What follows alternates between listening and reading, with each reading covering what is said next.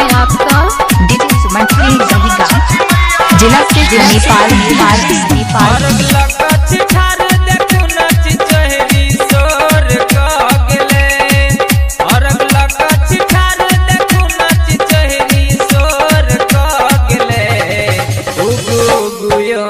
सूरज देव देखू भोर भागले उगू गुयो सूरज देव देखू भोर भागले अर्घ लकछ ठार देखू नच चहरी सोर कागले अर्घ लकछ ठार देखू नच चहरी सोर कागले उगू गुयो सूरज देव देखू भोर भागले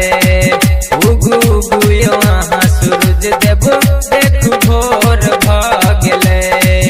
नाम तो आपने सुना ही होगा, डीजे सुमन गहीगाम।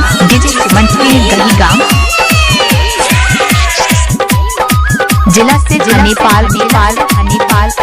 आप सभी तमाम श्रद्धालु भक्तगणों का हार्दिक अभिनंदन करता है और करता ही रहेगा।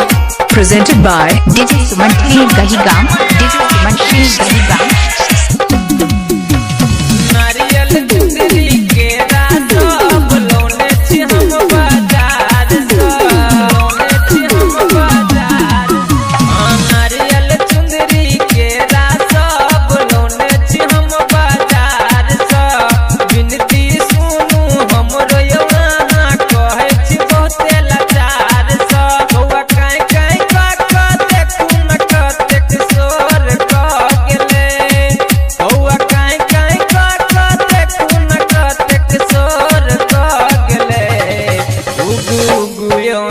सूरज देव देखू भोर भागले उगू गुयो सूरज देव देखू भोर भागले।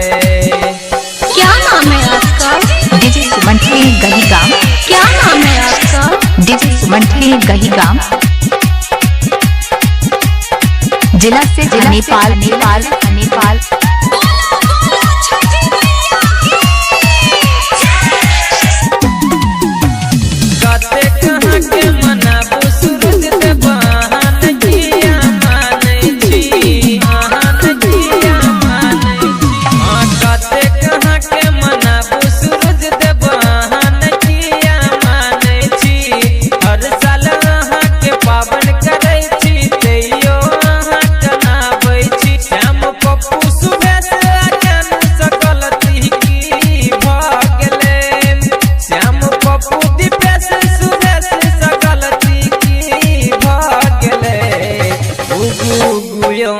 सूरज देव देखू भोर भागले उगू गुयो सूरज देव देखू भोर भागले अर्घ लकछ ठार देखू नच चहरी सोर कागले अर्घ लकछ ठार देखू नच चहरी सोर कागले उगू गुयो सूरज देव देखू भोर भागले उगू गुयो सूरज देव देखू भोर भागले उगू गुयो सूरज देव